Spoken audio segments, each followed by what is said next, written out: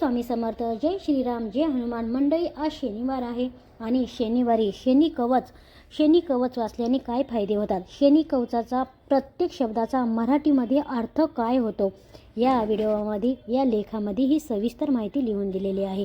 नक्की वाचा किंवा मग ऐका.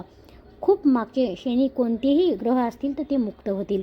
आपल्या जन्मपत्रिकेमध्ये शनी वक्री स्तंभी असेल, मंगळ, रवी, हर्षल, राहू, केतू यापैकी एकाबरोबर किंवा जास्त ग्रहाबरोबर असेल किंवा त्यांनी दृष्ट असेल तर मंगळ रवीच्या राशीत असेल, अगर अशुभ स्थाने असेल तर वैवाहिक सौख्य, संतती सौख्य, पितृसौख्य, नोकरी धंद्यात बरकत किंवा सर्व प्रकारचे ऐहिक सौख्य मनासारखे मिळण्याची शक्यता खूप कमी असते.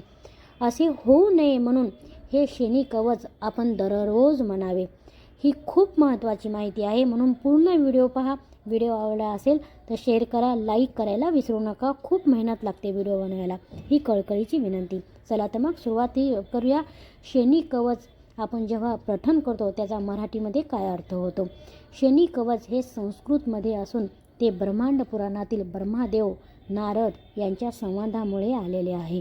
या कवचाचे कश्यप हे ऋषी आहेत. अनुष्टुम हा छंद आहे. शनीश्वर ही देवता आहे.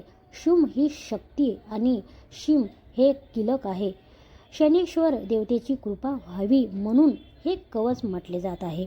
आता पहिल्या श्लोकामध्ये काय अर्थ आहे त्याचा पाहूया. पहिलं श्लोक वाचला की त्याचं मराठीमध्ये असा अर्थ होतो की त्यांचे शरीर निळ्या रंगाचे आहे, त्यांनी निळ्या रंगाचे कपडे घातले आहेत, तो नेहमी आनंदी आहे. पैशाने लोभी न असलेल्या लोकांच्या मनात भय निर्माण करण्याची इच्छा असलेल्या शांत व गंभीर शनिदेवाला गंभीर शनिदेवाने मला आशीर्वाद द्यावा. नंबर 2 श्लोकामध्ये असं लिहिलेलं आहे की ब्रह्मदेव सर्व ऋषींना म्हणाले, हे ऋषींनो, हे सूर्यानो, निर्मिलेले अतिपवित्र, आध्यात्मिक, महान व अतिउत्तम असे शनी कवच आहे आणि ते शनीमुळे निर्माण होणाऱ्या सर्व त्रासापासून मुक्तता आपल्याला करत असते. तिसऱ्या श्लोकामध्ये लिहिलेलं आहे की हे कवच स्वतः शनिदेवाचे खूप आवडते आहे व या कवचात ते वास करत असतात आणि वज्रासारखे अभेद्य असे हे कवच आहे. आता चौथ्या श्लोकामध्ये असं लिहिलेलं आहे की ओम असा उच्चार करून मी शनिदेवाला नमस्कार करतो. सूर्यपुत्राने माझ्या कपाळाचे रक्षण करावे, छायात माझ्याने माझ्या डोळ्याचे रक्षण करावे आणि यमानुजाने माझ्या कानाचे रक्षण करावे. आता 5व्या श्लोकामध्ये काय लिहिलेलं आहे की वैवस्वताने माझ्या नाकाचे, भास्कराने माझ्या मुखाचे, स्किंदगंधाने माझ्या कंठाचे, तर महाभुजाने माझ्या बाहूचे रक्षण करावे. आता 6व्या श्लोकामध्ये लिहिलेलं आहे शनीने माझ्या खांद्याचे, तर शुभभद्राने माझ्या हाताचे, यमभ्राताने माझ्या छातीचे व असिस्ताने माझ्या कुक्षीचे रक्षण करावे.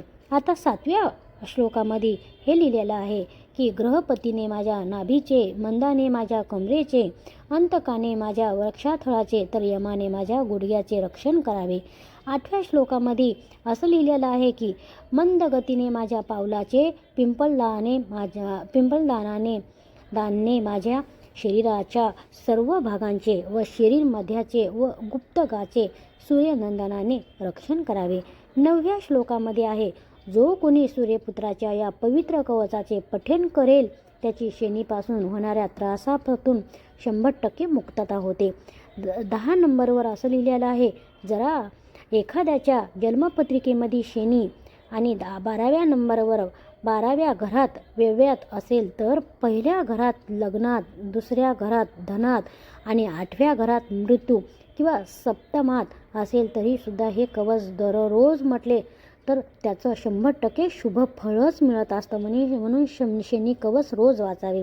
आता 11व्या श्लोकामध्ये असं लिहिलेलं आहे की पत्रिकेत अष्टम स्थान, व्यवस्थान, प्रथम स्थान व द्वितीय स्थान ही शनीसाठी अशुभच आहेत, परंतु यांच्या पत्रिकेमध्ये वरील स्थानी कोणताही एक शनी असूनही त्याने या कवचाचा जर रोज पाठ केला आणि रोज पाठ केल्यास शनीच्या अशुभ फलांचा अनुभव न येता उलट त्याला शुभच फळ मिळतो.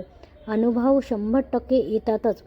आणि 12 श्लोकामध्ये असं लिहिलेलं आहे की हे शनी कवच अतिशय पवित्र, आध्यात्मिक व प्राचीन आहे.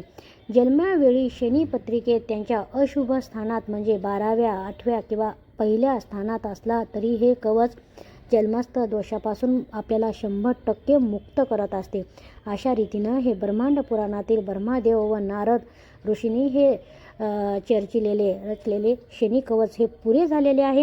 हे दररोज वाचा. दररोज वाचल्याने आपले कोणतेही दोष असतील तर ते दूर होतील. लाईक करायला विसरू नका, शेअर करायला विसरू